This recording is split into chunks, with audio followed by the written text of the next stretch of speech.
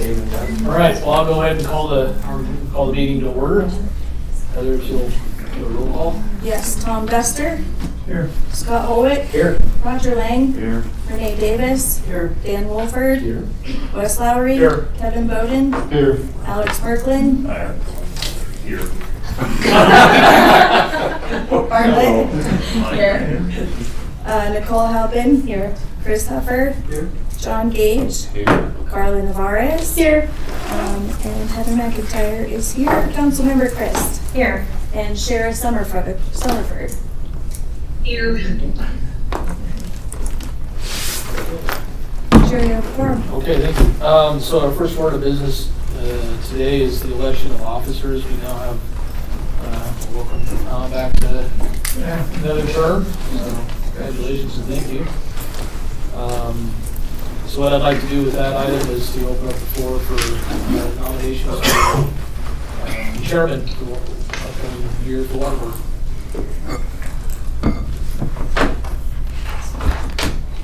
I'll move the existing board members to maintain their existing positions. Okay. Do you want individual or across the board? I think let's do a President, vice president. Yeah, let's do the election of chair first, and then Okay. we'll do the vice chair. So, Roger will accept it. okay. Roger, how do you feel about that? Well, I don't know, but I'll say yes. That okay for us? Do you have a second? Yeah, do we have a second for that motion?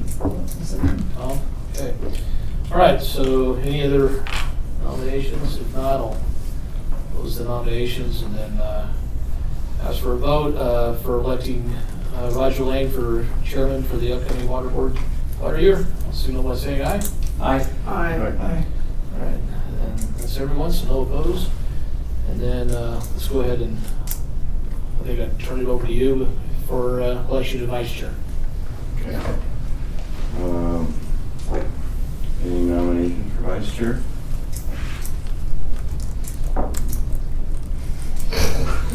I'll vote Scott. You nominate Scott? Yeah, I'd be happy to. All right. Unless, well, if he's willing to accept that. I'm willing to accept it, but if somebody else wants to get out of the action, I'm happy to do it too, so. What happens behind the scenes, I don't know. Roger and I don't talk very much about that. Even our neighbors. Yeah, that's right. I'll second. Oh, nomination of Scott for vice chair. All in favor, say aye. Aye. Opposed? Motion passes. Congratulations, Scott. Thanks, congratulations. All right. Okay. Your Turn it over to you. tenure was short. Did a nice job while you're. All right. Is there any comments or concerns about last month's board meeting minutes? I just had one, there was just a typo on that, on page 4. This was packet, page 2 of the minutes. It was, Kevin's last name was misspelled, so I get that correct. Okay. Other than that, that was the only change I had. Any other comments about the minutes? Is there a motion to approve it? I move to approve last meeting's minutes. A second. Second. All in favor, say aye. Aye. Opposed? Very good. Kevin, you got any water? Not a whole lot out there. Shara, did you want to give the water status report? Sure thing. So if you guys have seen the call on the main stem, is section 3 ditch, admin number 8670, September 26, 1873, and that's Union Ditch. Call on the St. Vrain at 8 a.m. I'm a little late sending that out, but it turned to the Longmont Supply, admin number 5600, May 1, 1865, and then the call on Lincoln's Gulch is the Nelson Ditch, admin number 8166, May 10, 1872, and we will eventually have calls on Dry Creek moving forward, but we just need some more measurement structures first. And then at 8 a.m., we had a whopping 52.7 CFS at our Lions Gauge. And then Union Reservoir, end of June, was 60.41% full, and currently at 50.85% full with 6,491.6 acre feet. Bud Rock Res, end of June, was 99.58% full, and currently at 99.54% full with 16,232.84 acre feet. But measurements are coming. We're working on getting a measurement point off the North Branch. We got the A-OK from Boulder County, and it sounds like water users are A-OK with that. That will be right, again, the North Branch up Hygiene Road, right there. So we'll just start getting some plans together and hopefully get that going here pretty quick. And we will also get an additional South Branch diversion structure measurement point there on Crane Hollow. So that'll be helpful to know what is at the beginning of South Branch and what is at the end of South Branch. That will make admin a lot easier and hopefully quicker. But speaking of those structures for Dry Creek, we need a measurement structure for Upper Baldwin and Lower Baldwin ditches with a measurement structure, a flume and an SDR. And then of course, for Coffin Davis, we'll need something SDR or something measurement wise. And we will bring all of those lovely structures to our website. We now have Rice Ditch with a measurement structure. We're in the works of trying to pull their data to our website. They're not too thrilled with the idea just yet, but we'll communicate better with them and get it going, moving forward. But that's all I have at the moment. Any questions? Thanks, Sheriff. No problem. Okay. Looks like we have some guests here, then some public invited to be here, other people.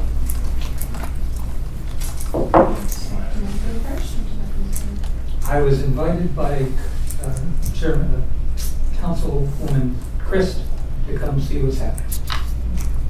You're here to listen? Yes, And your name? Clark Beatty. Okay. Welcome. How about the young lady? Yeah, hi. For those of you who remember me, my name is Gwen. I'm representing the Pleasant Valley subdivision in regards to Spring Gulch number 2. Just wanted to come back to this month's meeting to follow up and see if there were any updates from the board from last month's meeting. I believe where we had left it was just we kind of reviewed exactly where that water in the gulch was coming from and considering the substantial amount of ag and storm waters. Based on my notes, the water board had kind of suggested that you would be willing to check in with ecosystem manager Jim Crick to see if water testing had been done already, and if not, what some of those activities might look like for the upcoming future. In addition, I have shared a couple of other pictures just to, they might be a little bit large, I apologize, but just to kind of show the condition of the gulch right now. There are quite a few. It is very hard for us to see the exactly where the water level even is because the cattails are so tall that I mean it's just really difficult to see any of the vegetation. But I did have a few more photos that I think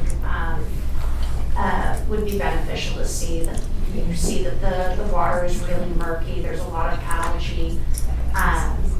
The scent kind of comes and goes, so you know it's difficult to say.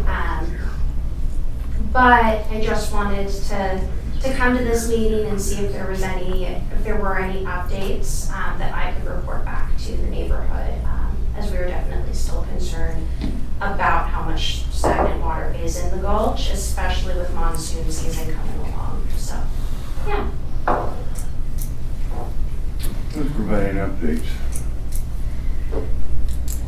You looking at me? I'm just asking. Mr. Chair. Is there somebody here that would like to provide some updates? Certainly I can. So a couple of things that were discussed is there any water quality testing to date? And no, there is not. We've talked with our water quality lab, and their recommendation is not to do testing at this point in time from the city's water quality lab, because their direction is to monitor and test for waters that are pertinent to potable water supply or recreational areas such as Union. And those are the two areas that they do testing in now. Spring Gulch number 2 is neither of those. There is not a potable water supply, and it is not intended for recreational use down the bottom. From their observations and being out there, they were not too concerned, but they had recommended that people do not allow their pets or others to consume the water. And then they also recommended that people not come in contact with the water. That's similar to recommendations that we have for areas like McIntosh Lake and other areas. They also said that if they were to do any testing, what they anticipate whatever they find, that recommendation would still stand. That you not have any contact with water, and you not have your pets or others consume the water. So for those reasons, we're not planning on doing any testing at this point in time. I've also checked in with our CIP group with Public Works and Natural Resources, not Natural Resources, just Public Works. And there is a CIP in the 2027-2031 CIP book. It's Drainage 045, which is to look at this area and to reconstruct it. We had talked about possible interim projects that we might be able to do, but because of the nature of this waterway and the permits that are required, there's floodplain permits, there's Corps of Engineers permits that are required, and the studies that need to be done before we can even get down there and do anything, they're recommending that we continue on with the CIP, and there really is an interim that we can do without requiring all of the things to happen. So in the CIP book, it is scheduled to be studied, to start design in 28 and be constructed in 29. And we're working with Public Works to see if there's a way that we can move that forward to 2027 when we start design in 27. That's something we talk about as we bring the CIP book to the council. But at this point in time, I think I had heard that with increased flows of water through there, that possibly the odors have decreased. I don't know if they've gone away. But as we also come into the rainy season, we're hoping that there will be greater flows running through there, and that should start to move some of that stuff out there. What's the CIP entail? It's a design for, I think we talked about it a little bit at the last meeting, looking at trying to create some kind of a low flow channel in the bottom that will concentrate that water so that it actually can flow. As I was talking to our Public Works group, they also said that there are check dams through there, and I think Kevin had seen that as well. So there is a possibility to increase the slope of that drainage way, which would also increase the ability to flow water out of it. And I think by doing those couple of things, that should also decrease the amount of maintenance that we need to do in the stream culture in that area too. Have you noticed anything different? Yeah. Me? Yes. So I guess I do have a couple questions, follow-up questions, if that's okay. So for starters, is there any concern about aerosols? I'm just thinking of like high wind days and if pets and children and anyone is not supposed to be in that water, obviously not to consume said water, are we concerned in any way about when those aerosols spray us? Because they definitely do on high wind days when you're walking your dog on the path and it just, you get a lot of water. Yeah, so I'm not the expert, but my understanding is that the blue-green algae is the highest concern, which is transmitted by contact with the water and is not spread by becoming an aerosol. I think that the odors are spread by the wind and whatever is growing in there generally does not become airborne. It's generally in the water. Okay. My second question, just thinking about, some of the signs that I've seen in McIntosh and in other places, that if this is an area where it is recommended that people not let their children or dogs play, I'm not sure if there's signage that could be posted. I do think that might have some frustration in the community, just because a lot of people do like to have their dogs off leash in an area that is right by their homes and everything. But if it is a health risk to those animals, then just something perhaps to think about in the interim that might be helpful. And then I guess the only other follow-up question would just be, is there, I understand that permits are required, but is there any other type of general maintenance that could be done to reduce some of the vegetation that is really building up? Because even as you saw in the photos, the cattails are just so tall and so cumbersome that, I worry about water flow, even with more water coming in from monsoon rains and stuff. So to address those, this is a greenway area that's operated and maintained by Parks and Open Space. And so we'll talk to Parks about posting signs. I think that that's a reasonable thing that we can do.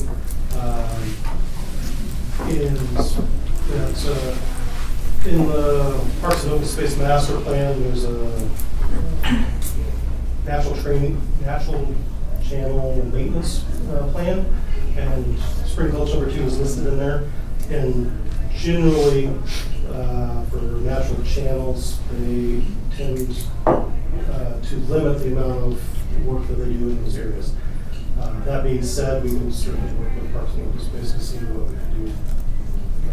It will most likely be this fall or later, early spring, that we'll be able to do any kind of vegetative removal. Yeah, and that was done, I think, 2 years ago. And it's Very labor intensive if you're removing it. What'd you say, Tom? I was done, the vegetation removal was done, I think, 2 years ago, and it is definitely done. It's been since this year, so. Yes, yeah, it is. So, I think they did a prescribed burn through that region in 23. Mm-hmm. So it just needs to be consistently scheduled with the fire department, natural resources to be consistent. We could do herbicide, but, question the value of that in a very close residential area or anywhere. Or a natural waterway. yeah. Oh. And the other one is, without capital equipment, major equipment, it would be very labor intensive because those cattails start within Ute Creek Golf Course and run through that area. I think the city did a pretty significant capital program on Spring Gulch in 2020 when we added the Greenway, and there was a lot of that went, just to the west of Union Reservoir, improvements to Spring Gulch to, enhance some of the drainage. But yeah, I think. Yeah, Chris, I think I heard you say that there's a number of check structures through that stretch. And I guess I'm surprised, what would have been the benefit of having check structures? There's no diversions off of there, are there, or are There's there? a head cut back, so it's pretty steep if you were to take those those checks out. The gradient's steep enough. Yeah. You gotta slow it down, otherwise. Yeah, you end up with a really bad head cut. Those are cement, concrete? They're very interesting, actually. They're stone emplaced in concrete. Yeah, grouted. I mean, a way to improve flow would be to make some selective removals of some of those, right? But it seems odd. I just was curious. A lot of those are just wood structures that can be removed, right? And certain other ditch infrastructures. Yeah, this is Yeah. storm infrastructure. I understand better. That makes sense. Being part of the floodway too, that you have to have all those permits in order to go in. And if you're going to structurally change anything, Yeah. you have to have all those permits in place. Yeah, And you got any comments? Like adults, a variety of natural drainage ways that we have. Well, I just want to say thank you to staff for all the effort you put into this, and appreciate that you're willing to post some signs out there. I was remarking that because Rough and Ready's been dry, a lot of the kids like to fish there, and I saw a kid leaving with his fishing pole, kind of, sad. And I thought, well, I don't want him to walk up to Spring Gulch and try to fish there because it's pretty mucky up there. They definitely do. Yeah. That is a very common activity over there, so. Yeah, and are they supervised or by themselves? Because at Rough and Ready, sometimes they're by themselves. I've seen both. It's definitely, yeah, and I think if the main concern is harmful algae, I guess as well, I mean, I wonder, does the city do testing in other areas for harmful algae? And if we know that there is a problem with the stagnant water in the gulch, is that something that could be continuously monitored a little bit more as just an activity that could give residents of the neighborhood a little bit of peace of mind until the CIP? Yeah, what's the threshold for a recreational area? Usually we're talking about big. Usually designated recreation area. Yeah. This is not. Right. And also that. Bigger bodies of water usually. Right. Yeah. And they do continuous testing for like Union Reservoir where we have a swim beach. This is, so in this gulch, it's variable enough that it'd be difficult to get consistent readings to actually understand or know if the algae's at a harmful level or not. It's best just to stay out of it until Yes. it clears. Okay, how long do you think it'll take to get signs out there? That I have no idea, but we'll work with the Parks Department and we're gonna get them as soon as we can. Okay. And I'll say that I took an interest in this the last time that you were here and walked extensively through there and identified some plants and things that I saw and the like. So I didn't know how to get a hold of you all, actually. I realized that I gave you all my contact information, but I did not get contact information from you. So if you want to send me an email, I'm happy to meet with people and just kind of like explain the kind of science behind everything and not that would necessarily, I mean, I'm not a representative of the city in that context, but just from a kind of science perspective, so that you all maybe allay some concerns or point out a few things. And that would be fantastic. I think I did try to email you, but might have gotten your email a little wrong because it did not go through. So my email is right here if you want it. So feel free to just come and grab this, or if you want it right now. Yeah, maybe I'll copy it. Sorry. There you go. Thank you so much. And again, thank you everyone just for letting me come visit and hearing out this issue and for the work and monitoring you've already put into it. I really appreciate that. Yeah, it's been great. But if we don't hear from you, nothing happens.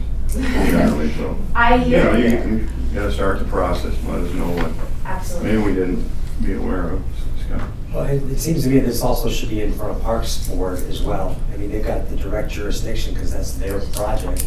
And I'm grateful you came to the Water Board. It makes sense to come to the Water Board because it's a water issue. But maybe there's value in the Parks people hearing about it directly too. Okay. Not necessarily through Chris or somebody else on staff. Just a thought. I'm throwing Parks under the bus, but it seems like they should hear about it directly too. I'm happy to go to a Parks meeting. I'll look up when those happen. Yeah. Thank you for that recommendation. That's great. I think they have it last Monday, on the 13th, so the next one will be Second Monday. 10th of August. Okay. I'll put that on the Let's calendar. make a wish that those signs are open. Okay. Thanks for everybody's input. Any agenda revisions, I have none. development, activity this meal? Correct. Okay. All right. Item 10, items from the staff, leak monitoring, right-of-way irrigation.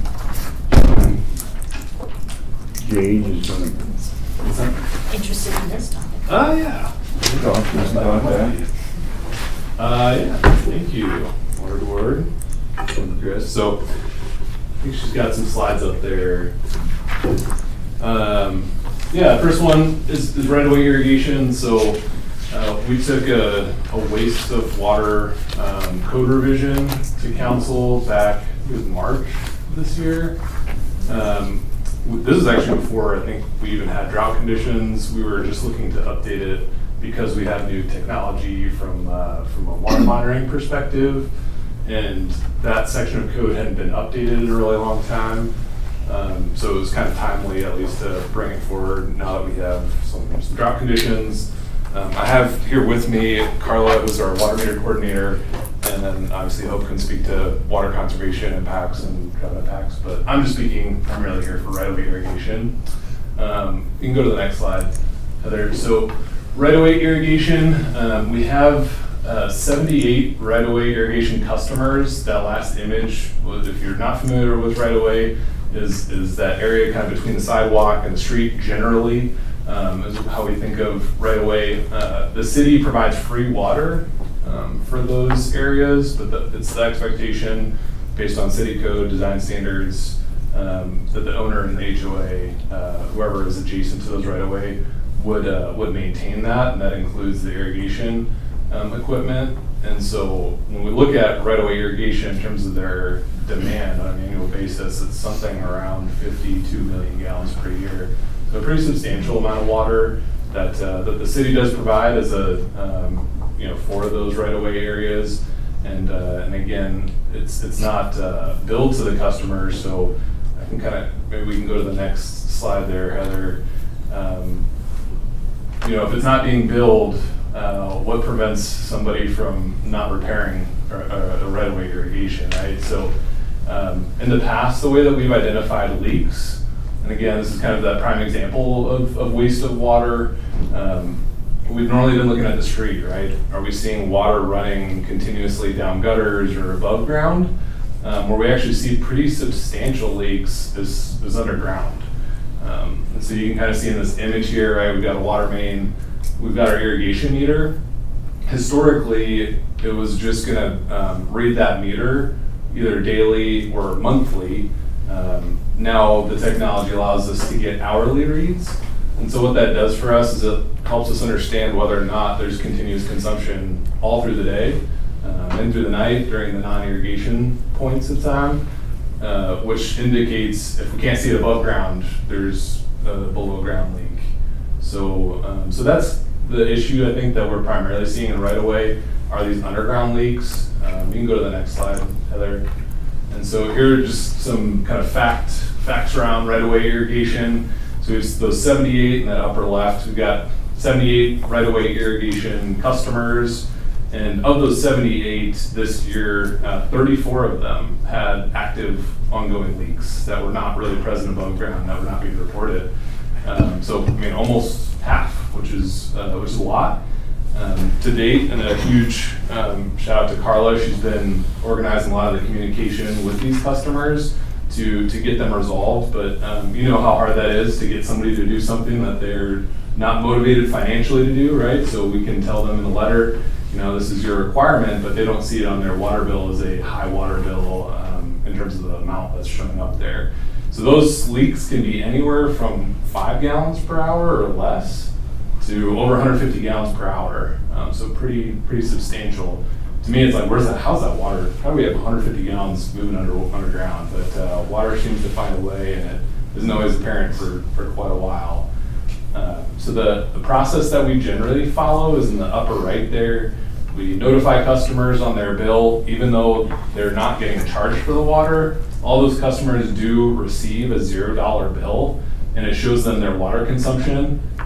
Most of the time, though, they're not probably going to realize, hey, this is a high consumption. It may just be historically what they've always had. Now we have the hourly reads to understand that these are leaks. If they aren't getting if we're not getting any response, we're generally sending a letter or an email to them about this notice. And then, especially for those leaks that are, I don't know, Carla, what would you say, above 20 gallons per hour right now is where you're calling and trying to make maybe multiple contacts with these anything customers. above 25 gallons an hour is considered a medium concern or medium level. And so those we treat with more concern or higher concern. Anything above 50 is high concern and high level, and we definitely try to go after those customers even with more, we're more stubborn and more stubborn. I call them more, follow up more, and, you know, just more persistent. And I'm not threatening, I just kind of, hey, do you have a status update for me? Can you tell me where you're at with this repair? Even if I don't get a response, I'm still consistently following up, just trying to get them to communicate with us. But yes. Well, Carla's doing a great job, I think, Who's trying to. responsible for the repair?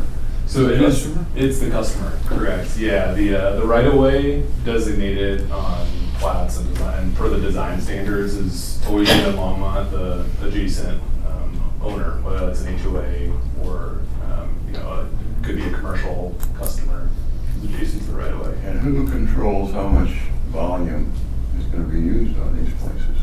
That is a great question, and one that we have thought about. The challenge with some of that, and there's some communities who have tried to establish maybe a water budget, right, for right-of-ways specifically, because there is no limit. You know, if they don't have a leak, technically they could irrigate that area 7 days a week, and I mean, it's a great area. So some other communities have tried to look at the amount of area and a reasonable application rate and establish water budgets. It's a GIS exercise, right? Because now you have to go into every plat drawing and try and figure out, you know, what area is actually contributing to the right of way. It's a lift, but we've still talked about it as something that could be maybe that next step. I think the low-hanging fruit that we saw is there are active leaks in these right of ways, wasting quite a bit of water, and we wanted to move on that one first. But great question. But just who's in charge of the volume coming out of there? I mean, so the HOA has probably a landscaper most of the time, or you know, a maintenance person, and they're setting the irrigation clock. Okay. Yeah. Yeah, and like you said, the amount of volume specifically can be determined by tap size, right? You know, you can only get so much water through the straw, so that can be a limit. But most of the time, these are going to be larger tap sizes for irrigation. Well, and I'm assuming with these new meters, you're able, and they're reporting hourly. So if we're seeing, as I was mentioned earlier about driving by a commercial property, and you know they're irrigating at 3 o'clock in the afternoon. I mean, it's another point of outreach and education where I know it's a lot of monitoring if 78 and how many zones they have and everything else to see what's flowing. But again, it's another opportunity for education for letting these homeowners, businesses say, you know, you're wasting water at 3 o'clock in the afternoon. And it's obviously it's an important resource, and as we move to the next stage of drought, at what point in time do we now get into enforcement, and what does that look like? I think that's a great point, right? We're in a stage where we're not requiring irrigation Right. restriction. Those types of questions would be really good. But it's that water, the bigger issue, bigger concept is water conservation, and letting these HOAs and businesses know that, irrigating, after 10 o'clock at night and before, 6 a.m. in the morning, you probably get a better bang for your buck. So we're excited. Oh, yeah, go ahead. Yeah, having run a leak program off of AMI, good job, you. It's hard, and there's a high customer lift of like a lot of communication, a lot of education. And I love the fact that you guys are going after the leaks, because water budgets aside, those are great, but it is a GIS lift. It's a lift to figure out what properties, what meters that feed those properties. And then you've got the scene starting point of education and don't water at 3 in the afternoon, all the things that they actually know, probably already know. But the leak is actually kind of cool, because I think if you can knock the leaks down, there's potentially great deal of savings, because those numbers are freaking me out. And so my question is it sounds like you guys have got a good outreach program. Do you need a hammer? Do you need some form of enforcement? And actually, one of my backup questions is your metering, is everything metered? Mm-hmm. And do those meters have shutoffs? No, we don't automatically No. shut off. Do they have a shutoff valve? You can send somebody Typically, your truck? typically there is a curb stop upstream of the meter. Yeah. Good, okay. So there's the potential to put a nice big fat hammer behind this. Yeah. If there's the will. That's right. And I think there's some level of, the water board and what they can advise or recommend or for staff. I think we wanted to at least bring an awareness to this. Seems like this is good information for you all. The numbers at the bottom there are interesting, right? So 50 million gallons applied to this right-of-way irrigation. 5 to 10% of that, based on the numbers we were pulling from meter data, is leaks. That's 2.5 to 5 million gallons per year in our water conservation program, right? From what we're doing with rebates and all that, gets about 2 million. It's just you can double your water conservation just through resolving leaks. So there's a lot of power behind that. If you want to go to the next slide, and this is the hammer. We're not a hammer organization. I think we like to work with our customers, but at some point there is a push comes to shove where Carla has called multiple times.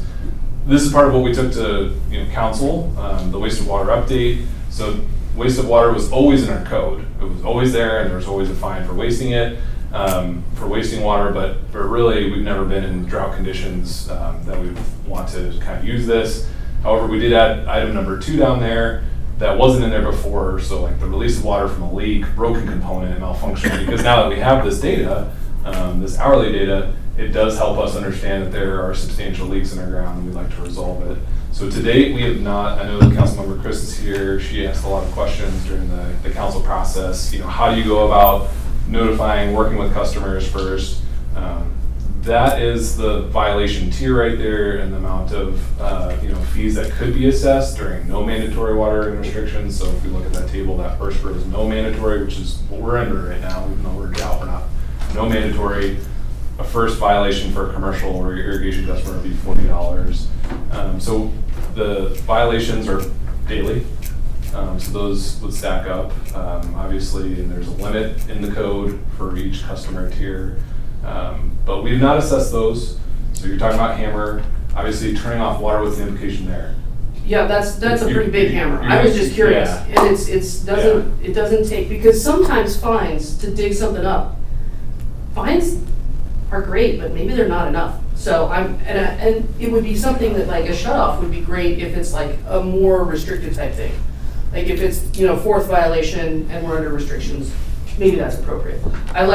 I think this is a great place to start though, communicating. Do you guys have the ability to start doing like violations with them?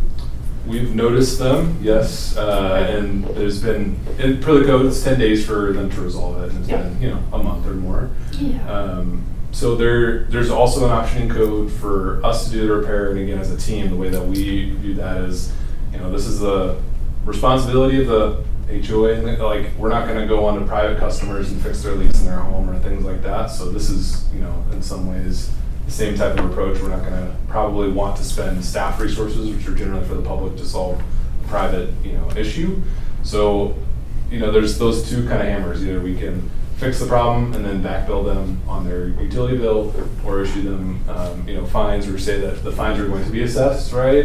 Maybe that's enough to move people to say, okay, now it's coming. But yeah, we have not directed Carla to do that at this point. We do want to kind of bring this. It sounds like an interesting conversation for water board, and again, don't want to overspeak for what water board can do. Similar to versus code council. enforcement. Yeah, so as I understand, John, this does not fall under the Title II section, which would be code enforcement. So it falls to the utility to enforce. Is it? It's 1404 for nature is what this is. Similar in nature. Yeah, similar nature. Call a couple of questions and a comment. First of all, we're not under mandatory watering restrictions, so the Correct. fines are not going to go that high this year. But a comment that I've heard, because I belong to the Neighborhood Group Leaders Association, is that some of these neighborhoods have really large right-of-ways. I'm talking like, is it Summerlin down in the south part of town, that the developers put in, and frankly, the HOAs are frustrated with it too, because it takes so long for their watering cycle to go through that they are outside of what they're comfortable with in terms of times of day. And but yet the idea of replacing it with natural grass and other perennial type products is daunting as well. So, just saying, I don't have facts in terms of, you know, dollars and figures and what have you. And those are newer neighborhoods, so I don't know that they're the ones experiencing leaks. But it is something we may come up against. And once again, there's a pathway through where we can all work on fixing that for, you know, helping them fix that for themselves, but finding the resources to do so. Thank you, John. Yeah. One quick And a clarification. great presentation too at council. One quick clarification is that this is for arterial rights-of-way only, where HOAs are responsible, but they are not charged for water. That was put in place in the 80s because council wanted our entryways and our main corridors to be green and to be inviting to the public. So we decided at that time that we would not charge for water, and that those adjacent property owners would maintain that. This does not include residential or collector rights of way, which I'm trying to think Summerlin. I don't know think if it's they have along Airport Road, I think. Is it Airport Road? Yeah, Okay. and they have quite a, it goes far back and it's. So in other words, there's some roads that are designated as arterial or something. Yes, so arterial is no charge for the water. All the other streets, if an HOA decides to irrigate those themselves rather than the adjacent property owner, then they pay for that water through the HOA. What's the, I don't know, the characteristics, I guess? I mean, I would be able to guess at the arterials, right? Or like, I mean, they're the real roads, Yeah. right? And then, but neighborhood roads, not so much. Yes. Yeah. But like, there's probably a few that maybe are like Francis or something. Is that an arterial or not? Or, you know what I mean? Like, there's a few. It's a that- collector. Okay. Okay. I don't think they have large right-of-ways on Francis. I think, You said you go up like Culver, the medians, those are ugly. I mean, from a perspective of beautification, if that was the concept, Yeah, you we've drive had- out there and see how beautiful those are. We've had complaints But, along, you know. it'll be 17th going west too, where, the median is not in good shape. You know, again, it's the arid environment that you're trying to put irrigated bluegrass in, and it's like, okay, this is what you're gonna end up with. Carla, there's an item on here about parks. Were you gonna address that in addition to this? It is similar to this, yes. Okay. Yes, so as part of conservation, and part of what I do, we implemented a new process with parks as well. With our new metering, we're able to detect leaks in our parks and greenways as well. And so similar to right-of-ways, parks, and with our drought, Parks is now required to reduce their consumption by 10% in the city, and that is something that I have been monitoring, as well as their leaks.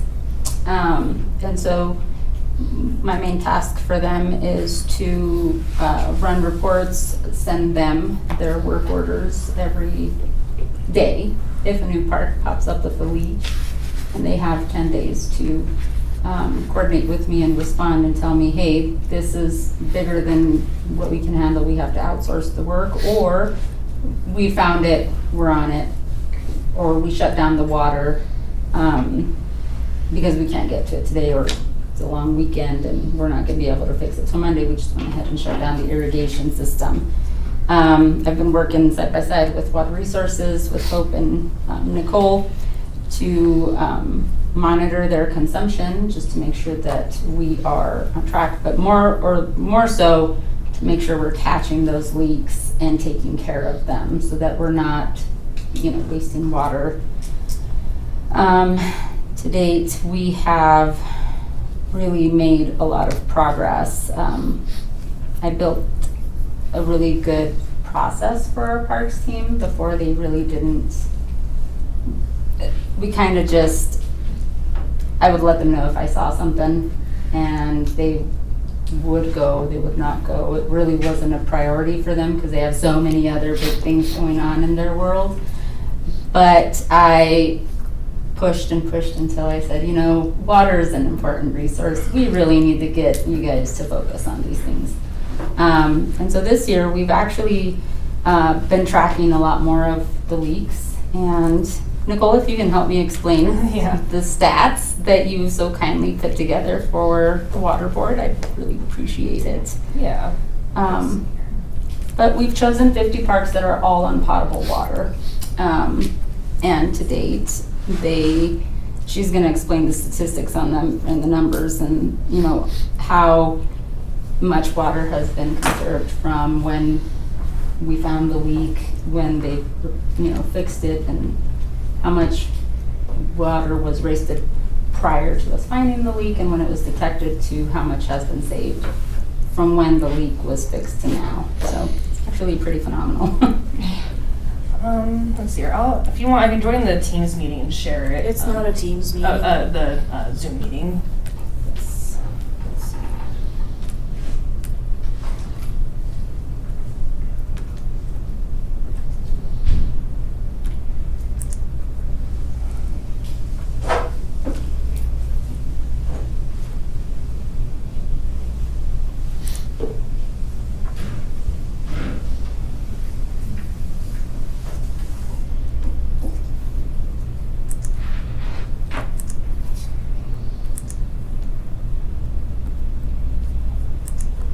While we're waiting, I might ask a quick question. Sure. Just out of interest. So this gets kind of down in the weeds, but I was thinking about how in a year like this when we're under mandatory watering restrictions, how does leak detection interface with like mandatory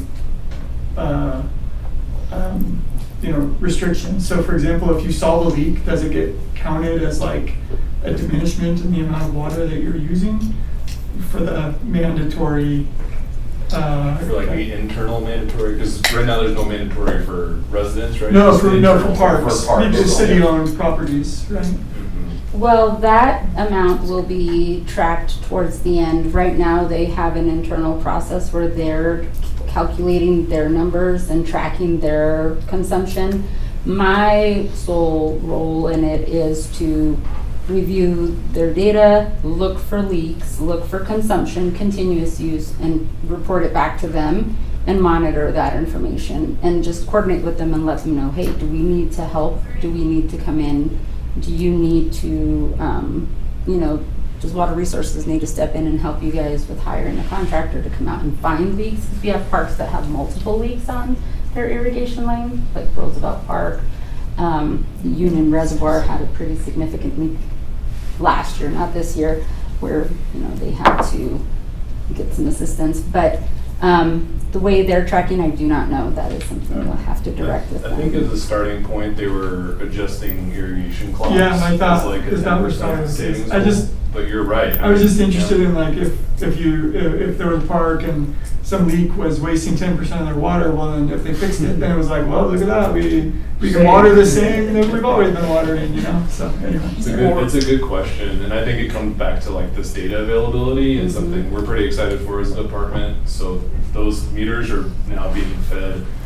We just got it into what's called a meter data management system, and that is going to allow us to do reporting, which, you know, in the past we've kind of been doing more of this manual, like hopefully turning down the clocks will do it. Now we should have data that's summarized that really kind of gets towards that 10%. So what I'm hearing, you said, do all the parks have the smart meters now? For the potable water consumption portion, yes. But we don't have the historic data. We do have the built historic data. We do. We've Okay. always tracked the consumption in our billing system, even though we didn't bill it to ourselves. But we did track the number of gallons that each park used, because Okay. every park has been metered from its origin. And so monthly, yes, we know how much each park used historically. And I'll just add to answer your question, Tom, it depends, right? The goal is to save 10% on their historic use, 5-year historic use. So what we're gonna do is pull 5 years of billing data, put it into this graph that Nicole is gonna explain, and then we'll be able to say like, yes or no, we met our reduction goals. Many parks have had leaks for a very long time that we may not have known about, so fixing the leak probably could contribute to a large savings.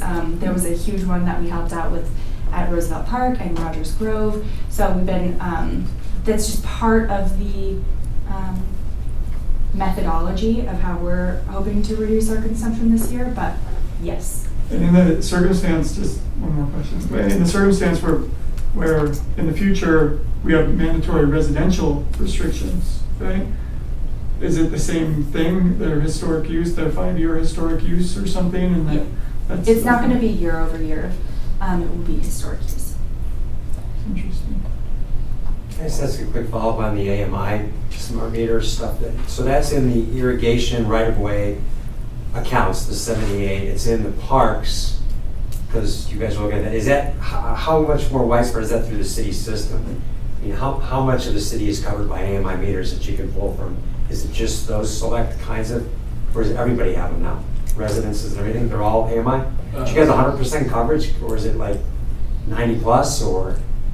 Yeah, it's everything is on a Neptune meter, and so we are able to pull that in. The coverage gets a little tricky with zones where you can't get the with electric. Yeah, they have a better coverage because they have a mesh network where they're all kind of talking to each other. We have meters that are located in basements and underground meter pits and things, so it can be tough, but in general, we can get pretty good coverage. The city, I'd say 95%. And how close is the city to being able to interface with the customers so the customers can instantaneously look at how they're doing? It's a great question. So we have been asking that question for quite a while. Yeah. We're very close. The last update that I got this past week was that hourly consumption is available for customers on electric. And they're just working on that next little integration to get the water component up into, it's called Silver Blaze. That's just the platform that they're using for the customer portal. Are there some customers that have been beta testing that to make sure that it actually works before it goes out to the residents who, cool. Yeah, you got it. Okay, who's gonna explain the chart? I will. Can you are make it a little bit Nicole. bigger so people can see? Yes. I'm gonna make the red bigger. Make it bigger, we're gonna focus more down here. No, I don't want to get bigger. I'm trying to shrink the red. So these are all of the parks leaks that you guys have That's what I'm saying. That's actually resolved. So the first line, the blue line, is the water that was lost during the period that the leak was active. The red is the amount of water that would have continued to be lost up until today if we hadn't resolved that. Cool. So This is like year to date or something? from the irrigation season. This year, Yeah. yes. This is 2026. Mm-hmm. So the What I would like to emphasize is with this new technology that we have is in prior years, we would have had to wait a month Billing cycles. and wait for the meter readers to report back after they uploaded their reads into the billing system and then get the flag and then email us and let us know and say, hey, the consumption at so-and-so park is really high, we're gonna have to investigate, and then wait for the investigation to be completed. Now, we can literally get it within 3 days of the leak being detected by the water meter. I will get notified, it will get flagged, I can dispatch the crews with the work order. So with hopefully no more than 13 or 14 days, the issue will be resolved if we can find it, if it's big enough to expose itself. So that's why the savings are so significant, and it's so important that we stay on top of monitoring this, these leaks, because these are big meters. Our parks have very big meters, and so they have a lot of pressure, a lot of capacity. So yes, this is important, and it's great information. Thank you, Nicole. Yeah. So yes. The x-axis there is gallons. Yes, that's in So gallons. if you were to add up all the red, I mean, that's half a million gallons. I don't know. Just at one park, really. Yeah, I could probably get a sum right here for us. So that's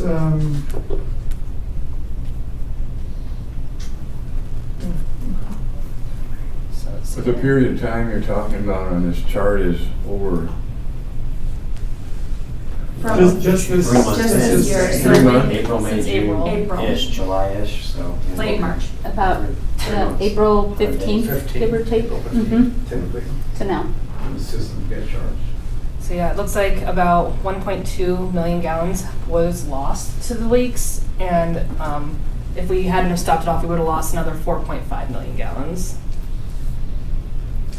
Yeah, your ratio of blue to red, so the amount actually lost versus what was prevented from being lost, those ratios are pretty cool. Yeah. Mhm. Yeah, That definitely deserves a fist bump. yeah. Thank you. And how big was the City Clark Park North line? Like, was that a 2-inch? No, Pipe? that's a 6-inch meter. Okay. Oh, yeah. Well, that makes Whoops. sense. Mhm. That's one of our bigger parks. And what was that per hour? Yeah. That seems like it would have been in the street, though. That was the That's a lot of water. Oh, Hover was There's a lot of water, yeah. Yeah. And grows a lot of asphalt. Right. Yeah. Well, that size of leak can erode structures, like you can affect the pavement and stuff like that. Yeah, that Make sure leak nobody gets things. popped up, it was 410 gallons per hour. Gotta be a fun Oh, it's a product, very big but one. pain in So- the rear. Yeah, for Hover Park was 407, Mm-hmm. and then for Clark Park was 340. So just a shout out to Carla and Nicole for working on these. These are it's so important. And also, I mean, no one from the Parks Department is here, but they deserve a shout out too. They've Absolutely, been Zach. really lovely and really responsive and really on board to help, so, Yes. That's good work. yeah. So now we're in the Zach. biggest, Jesse? Zach Burson, Jesse Sandoval, they have been really Great. amazing and on top of it, so yes. so these are the accounts that give us the biggest bang for the buck, but eventually we're going on a residential scale, right? To look at the deltas on. I think the goal, right, in the customer portal and things is to just educate, right? Yeah, yeah. These numbers weren't available to people Because before. collectively and aggregately, those have an effect as well, right? Oh yeah, residential irrigation is, you know, the largest Well, and user. just out of curiosity, you see in the usage that there's extra water being used, and how do you differentiate? Seasonally, you can differentiate whether it's irrigation leaks or indoor leaks, but if it's in the summer, you don't know if it's, you know. Well, How do you guys do that forensically? Is that, We could Identifiable. pull the hourly report for a residential customer. so if it's going through the, well, if there are leaks, they'd be going through the day either way. It would, There's- yeah. So I could pull, Running constantly. yeah. Yeah, but like a toilet leaking is gonna continue to have. like, Right, and you know, we- versus- yeah. We look at those, and I've been doing those reports for 4 years, since I started. So I can look at a customer's hourly usage and determine if it's irrigation or if it's a toilet by just like looking at it. And ultimately, that's our goal with our Right. meter data is so that you could look at you could pull it up on your app and say, 1.5 gallons per hour is going through my meter, that's probably a toilet. Or if it's 7, it's probably my irrigation. You can see when it starts, and it's Sure, usually, oh, that was Saturday, the 13th of May. That's when I was working on my irrigation No, system. I get that, but there's some that are really harder to differentiate, I suspect. I was just. Well, in irrigation, Those you have. when you see the data, the reports, it's really unique because the toilet is like straight Yeah. across, and an irrigation system just kind of goes like this. You can Because- see when it's on and when it's not. Yeah, it just kind of goes up and down. I mean, it's really unique Yeah. when you see it, and after so many years of doing it, you just feel like, oh, that's that. In And you go- comparison to a year ago, I mean, sounds like you've done a lot of improvement. Very much so, yes. Now that we've upgraded the network and our infrastructure and a lot of meter maintenance has come a long way, we've definitely, it's not easier. If anything, it's gotten a lot more complicated because people now want the data. So we're working on it a lot better, but Well, that's good. yes, it is more interesting for sure. Well, thanks for all your work. That's Yeah. impressive. That is what, Yeah. Thank you. Good job, Kevin. All right. I think we'll move on. Appreciate Can it. you guys give us an update when you start to get ready to go more broadly scaled on AMI? Sure, when the customer portal's updated, Yeah, I'd be we interested can in definitely make sure. knowing we're- how that timing. And when we start looking at some of these, we'll call them like dashboard Sure. opportunities, we can bring that to you guys. I would be surprised if we didn't get some comments, not questions maybe, but just people know that we're on the water board. It'd be cool to have the heads up. and I would think this would be a great presentation to the Parks Board, just to talk Yes. about the relationship between water resources and the parks, so that the advisory board sees the effort that's going on. Yeah. Okay, thanks a lot. All right, next item, review of water board bylaws. I assume we've all read through that. Anybody have questions or comments? Actually, we haven't revised them. No, they haven't Since been 24. revised since 2024, but we review them every year, so last change that was made was September 16th, 24. Any comments about our bylaws? I was just gonna say that we intend to bring this forward for all the water board for review at about this time of year, once the new replacement or returning candidate is seated, so that's why it's in front of you.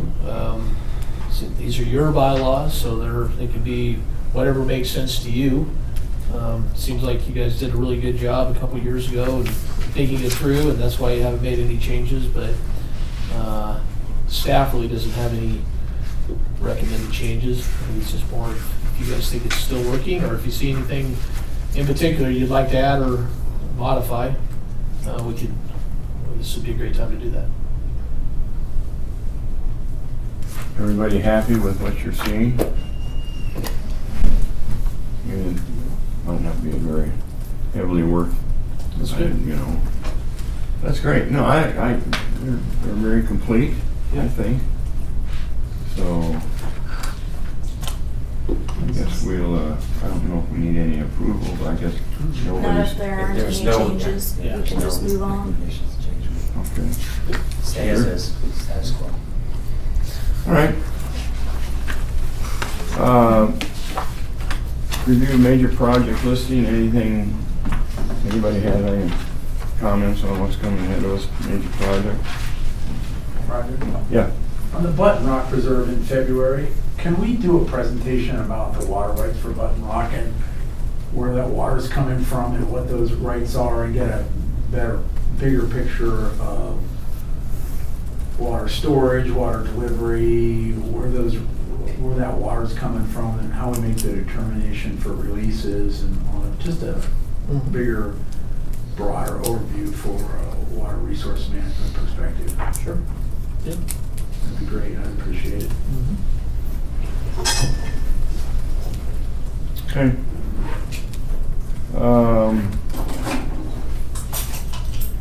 Any informational items? Nope, they're attached in the packet for review only. Okay. Anybody have any comments on that?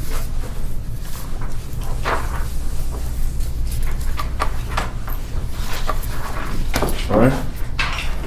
We'll move on to 13, cash and lieu review. We all know the dates, the quarters.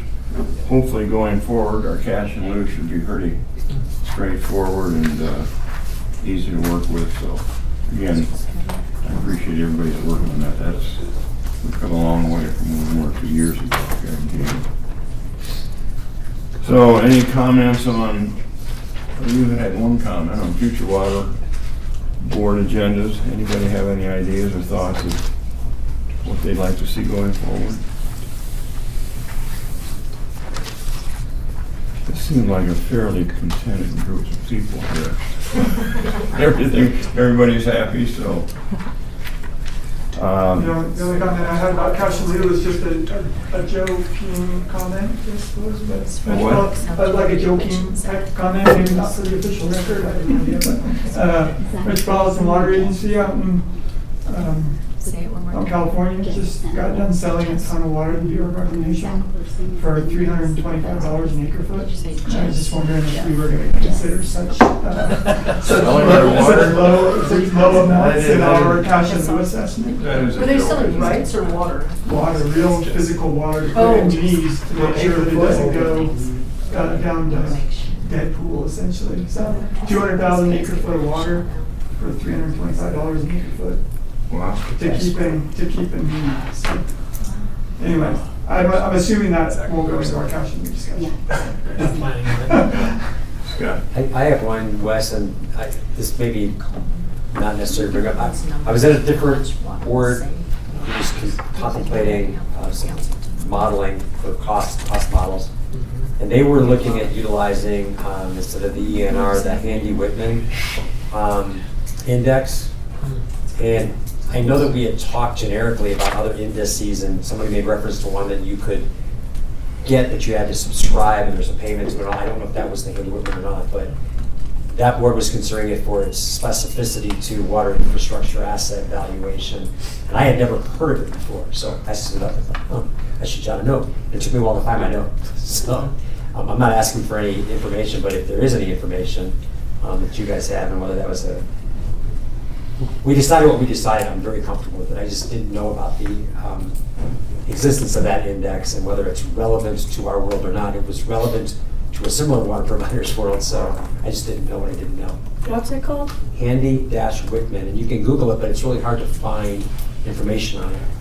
But it is something apparently that's been around since 1910, so it has historical, ground truthing.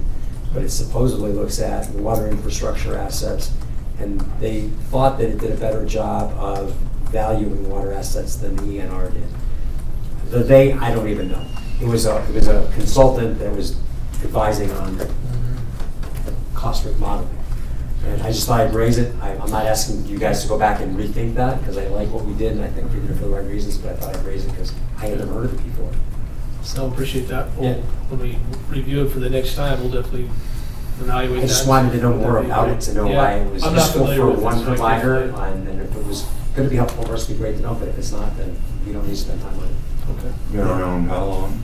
They said since 1910. So whoever Handy and Whitman were created some sort of a asset value model. They have tracked it for 120 years, 15 years. So. And that was for rights, or was that for No, like assets, like water infrastructure. Oh, it's like a valve. Yep. And Yep. They like were much more concrete specific. pipe. Correct. More specific into those types of assets that would be the backbone of water distribution. I've heard of the distribution type hardware, but not necessarily the not anything that's it surprised me. rights-based. I was sleeping through that presentation until I said that. So, yeah, it was water modeling, cost modeling. Thanks. Anything else? Yeah. Yeah, could, at some point in time, could you bring to the group the Beckwith diversion modification that's, my understanding is being designed or planned? I mean, right now that Beckwith diversion structure at Golden Ponds is pretty significant to the city from a wide variety of aspects. I mean, high school pictures to all kinds of crazy things. But it's my understanding that they're doing working on a diversion structure there that would likely, and I have no idea, remove that pretty significant drop structure and barrier. And, I'd just like an update or, that sense of what we're looking at and what that would look like at some point now. Sure. We can add that to a list and bring that to you. Thanks. I think they're pretty far away from a design yet. Are they? Okay. I don't think I've seen any design yet, but I think they're Getting start folks in the field to start doing the Yeah. design, but a preliminary feasibility study. Anything else? We're adjourned. Thank you. Like that.